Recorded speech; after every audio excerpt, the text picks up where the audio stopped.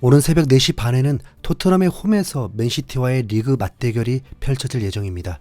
현재 순위는 맨시티 5위, 토트넘 13위로 맨시티가 분명 더 높긴 하지만 사실 두 팀 모두 뭔가 좀 잘못된 곳에 있는데요. 토트넘이 중하위권으로 떨어진 것만큼이나 맨시티가 우승 경쟁에서 멀어진 게 신기합니다. 그리고 최근 리그에서의 분위기는 오히려 토트넘이 맨시티보다 좋습니다. 토트넘은 지난 입스위치전 4대1 대승을 포함해서 리그 3연승을 달리고 있는 반면에 맨시티는 최근 3연전에서 1승 2패로 승점을 상당히 많이 잃었습니다.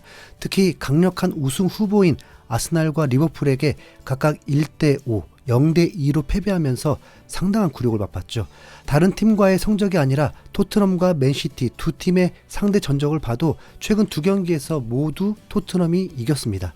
2024년 10월에 있었던 리그컵에서 토트넘이 맨시티를 2대1로 꺾었고 그 다음 달에 있었던 리그 원정 경기에서는 믿을 수 없는 4대0 대승을 거뒀는데요. 토트넘은 객관적인 지표를 다 떠나서 맨시티에게 이상할 정도의 승리를 보여주면서 완전한 천적으로 자리 잡았습니다. 토트넘이 비록 아직 부상당한 선수들이 많아서 100% 전력이 아니라고 할지라도 또 맨시티를 잡아낼 거라고 기대하는 이유죠. 통계 전문 사이트인 후스코드닷컴을 보면 부상자 수는 그래도 토트넘이 많습니다. 드라구신, 솔랑케, 로메로, 히샬리송, 반더벤, 베르너까지 총 6명의 선수가 부상이고 맨시티는 로드리, 아칸지, 스톤스, 홀란까지 확실한 부상자는 4명입니다. 현재 순위나 부상 상황을 보면 맨시티가 승리할 확률이 더 높아야겠지만 실제 이 매체의 예상은 달랐습니다. 되려 토트넘의 2대1 승리를 예상한 겁니다. 후스코드닷컴은 이번 맞대결에 대해서 토트넘은 입스위치 원정 승리로 리그 3연승을 달리고 있다. 토트넘은 리그컵 포함 올 시즌 맨시티를 2번 만나서 모두 이겼다. 맨시티는 리버풀전 0대2 패배를 포함해서 최근 4번의 원정 경기에서 3패를 당했다. 최근 들어 경기력이 나아진 토트넘이 폼이 무너진 맨시티를 상대로 자신감을 가질 것이다 라면서 토트넘의 승리에 베팅했습니다. 베팅 얘기가 나와서 실제 해외 배당률을 보니까 토트넘 승리보다 맨시티 승리가 더 높았는데요. 이건 토트넘이 이긴다고 보는 사람들이 많기에 나오는 결과입니다. 맨시티가 이길 경우 12배의 돈을 받게 되는데 그만큼 맨시티 승리 확률을 희박하게 본 거죠. 평소 토트넘을 싫어하는 아스날 출신의 전문가 폴 머슨조차 토트넘 승리를 점쳤습니다. 토트넘이 맨시티를 위협할 것으로 본다. 혼란의 상태가 좋지 않기 때문에 토트넘이 이길 거라고 확신한다. 맨시티는 지금 화력이 약해서 전혀 골을 넣을 수 있을 것 같지 않다. 토트넘의 3톱이 득점할 것이고 손흥민은 자신감 넘치는 플레이를 할 것이다 라면서 토트넘의 2대1 승리를 예측했습니다.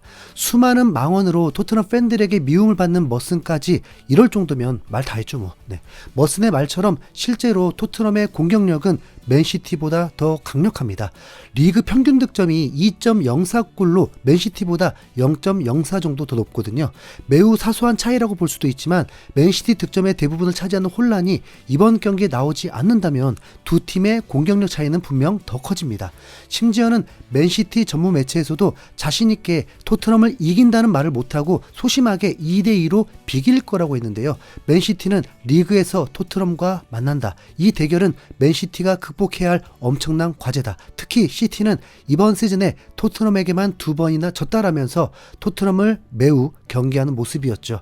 맨시티가 올 시즌에 흔들리고 있긴 하지만 사실 직전 시즌까지 4시즌 연속 우승팀이거든요. 토트넘이 이런 맨시티의 천적이 될 수 있는 건 다들 아시다시피 손흥민의 존재 때문인데요. 토트넘이 맨시티의 천적이 되는 동안 계속 그 자리를 지키고 있는 건 손흥민 뿐이고 또 실제로 전술적으로도 카운터 역할을 하면서 맨시티의 뒷공간을 기가 막히게 뚫어냈죠. 그렇기에 맨시티의 펩 감독조차 손흥민이 공을 잡는 순간 곧바로 좌절하면서 실점을 예견하는 모습까지 나온 거고요. 이번 경기를 앞두고도 펩 감독은 손흥민과 토트넘에 대한 경계심을 드러냈습니다. 한 기자가 펩에게 매우 직접적으로 토트넘은 당신이 부임한 이후 맨시티를 9번이나 꺾었다. 이건 모든 팀들 중에 가장 많은 기록이다. 왜 토트넘이 맨시티를 상대로 이렇게 강한가라고 물었는데요. 이 질문을 받은 펩 감독은 머리를 긁적이면서 나도 모른다 라고 체념하듯 말했습니다. 그러면서 그에 대한 설명을 덧붙였는데 토트넘을 상대할 때마다 나는 우리 팀이 좋은 경기를 펼쳤다고 생각했다. 그런데 좋은 결과를 얻지는 못했다. 그게 진실이다. 리버풀과 토트넘은 원정 경기에서 이기기 가장 힘든 팀들이다. 그리고 손흥민은 내가 부임한 이후로 언제나 훌륭한 경기를 펼쳤다라면서 토트넘, 특히 손흥민이 자신의 천적이라는 걸 다시 한번 인정하는 모습이었습니다. 그러면서 이런 말을 했는데 나는 토트넘이 항상 우승 후보라고 생각했다. 그런데 왜 최정상에서 자꾸 멀어졌는지 모르겠다라면서 뭔가 기분이 이상해지는 말을 했습니다. 펩 입장에서는 아마 진짜 토트넘을 띄워주려고 이런 말을 했을 수도 있긴 한데 무관 트라우마가 있는 입장에서 들으니까 돌려가는 건가 싶은 생각이 들어서 잠시 멈칫하기도 했는데요. 펩 과르디올라 감독의 부임 이후 지금까지 계속해서 토트넘에서 활약 중인 선수는 손흥민 뿐이라고 해도 과언이 아닙니다. 물론 벤 데이비스도 기간만 보면 맞지만 실제로 활약한 측면에서는 손흥민만 남았죠. 솔직히 펩이 벤 데이비스가 무서워서 토트넘을 천적으로 꼽진 않았을 거잖아요. 주전 센터백들과 공격수들의 줄부상에도 토트넘의 승리를 점치는 전문가들 역시 손흥민 덕분일 가능성도 매우 높습니다. 토트넘의 엔지 감독 역시 맨시티전을 앞두고 손흥민을 콕 집어서 언급했습니다. 소니가 충분한 휴식을 하고 나왔을 때의 파괴력은 우리 모두 입스위치전에서 목격했다. 특히 전반전에는 환상적인 경기를 펼쳤다. 소니 같은 선수들은 함부로 예측할 수 없다. 왜냐하면 소니는 모든 확률을 뛰어넘는 선수이기 때문이다. 엄청난 프로 정신으로 한계를 넘는다. 심지어 우리가 정말 어려움을 겪고 있는 올 시즌에도 손흥민은 공격 포인트를 쌓고 있다. 어떤 선수들이 오더라도 소니는 리그 탑5 안에 드는 윙어다라면서 손흥민의 진가에 대해 역설한 겁니다. 아무래도 최근 영국 현지에서도 손흥민에 대해서 계속 안 좋은 소리를 하고 멘탈을 흔들다 보니까 감독이 직접 나서서 보호를 해주는 듯 했습니다. 어쨌든 엔지 감독은 손흥민을 주장으로 임명하고 지금까지 계속해서 손흥민 칭찬을 해주면서 확실한 권위를 세워주긴 했습니다. 실제 전술에서는 손흥민을 잘 쓴다 못 쓴다 그런 논란이 있긴 하지만 분명히 손흥민이 최고 선수라고 인정하고 있죠. 엔지 감독이 이렇게 말했음에도 불구하고 또 손흥민의 나이를 언급하면서 태클을 거는 기자도 있었는데요. 손흥민에 대한 질문인데 선수들이 나이가 들면 포지션과 역할을 바뀌고 난다. 앞으로 3시즌, 4시즌 뒤에도 손흥민이 같은 역할을 소화할 수 있을까라면서 손흥민에 대한 불안감을 조장했습니다. 그러자 엔지 감독은 단호한 태도로 손흥민은 40살까지 지금처럼 활약을 할 거라면서 논란의 빌미를 주지 않았습니다.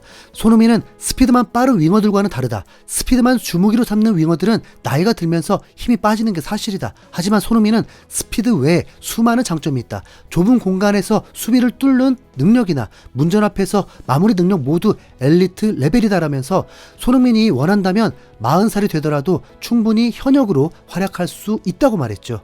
이렇게 손흥민을 잘 아는 양반이 왜 경기에서는 손흥민을 잘 못 쓰는지 모르겠네요.